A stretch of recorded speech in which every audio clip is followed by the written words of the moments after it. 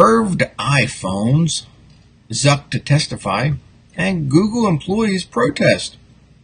I am Rob Anspach from Anspach Media, and welcome to Season 2, Episode 68 of WhatsTrending. I tried to get this episode up earlier. I apologize, but I had some technical difficulties with updating eCam. eCam is the service, the program that I use on my Mac to broadcast these live episodes. And after almost 300 episodes between last year and this year, I finally got stumped on trying to get this out. So I spent the last hour rebooting my computer, getting the software to work. That's what happens sometimes. Well, if you're just tuning in, what I do is I take some of the trending subjects found on Facebook. Yeah, it's your favorite network, right? I made a comment today that we should start a TV show called Everybody Hates Facebook. And it seems everybody does. So let's just jump into the show. We got first one up, the iPhone. It says Apple reportedly working on an iPhone with a curved screen and touchless gesture. You know, I might as well just give up. Every day, every episode, there's always one word that I mess up. It must be my trade signature. So, you just got to tune in to these episodes. Go back 300 of them and watch that one word. There's always one. So, users would be able to move their finger close to the iPhone screen without touching it in order to carry out a function. Who cares, really? And, we've been so ingrained into using these devices that people need to touch it. I think if you're not having the ability, all of your apps will pop up. I don't know. And curved, how curved is it? Will it fit in the back pocket without breaking? Will it fit in the front pocket without breaking? I think some designs do not need to happen. Just my opinion. What do you think? Well, we knew it was coming. And even Zuck said that he would be welcomed to testify.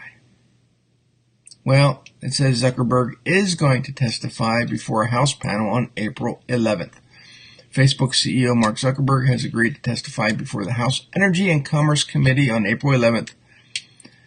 Says the chairman and top Democrat on that committee announced Wednesday. Not sure what he's going to say that he already hasn't, other than, what they're doing right now to enhance the privacy of Facebook. And if you've noticed, for years you could go on Facebook up top in the search bar, and if someone, called you on one of these and you didn't know the number, you could actually enter that number into the search bar and you could locate somebody. And I actually did that when I couldn't find the number on Google. I would go to Facebook, enter the phone number, and bam, I would find somebody. Well, they took that feature out. You can't do that anymore. In fact, they took a lot of the search features on Facebook that made that feature, that search bar, so great. They eliminated a lot of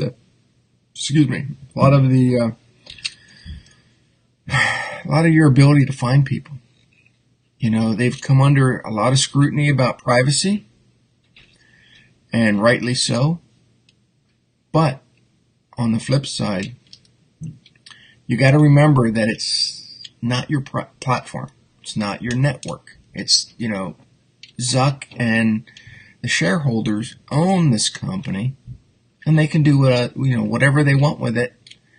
And so all the information that you were plugged in to Facebook was used for marketing purposes. And now people are complaining, oh my God, it was used to get somebody elected. Whatever, people. You know what? If you volunteer that information, that information becomes public knowledge. So if you don't want your information out there, stop sharing it. It's just, again, my opinion. Well, here's one for the books. If you work for a company, how much say do you have in that company in the clients that they take on?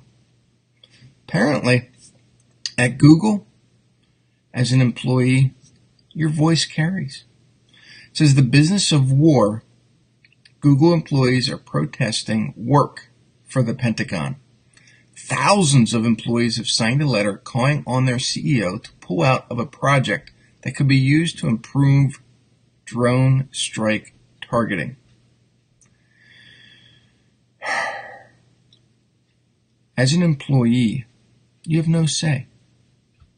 You work for that company regardless of your opinion on who they do work for.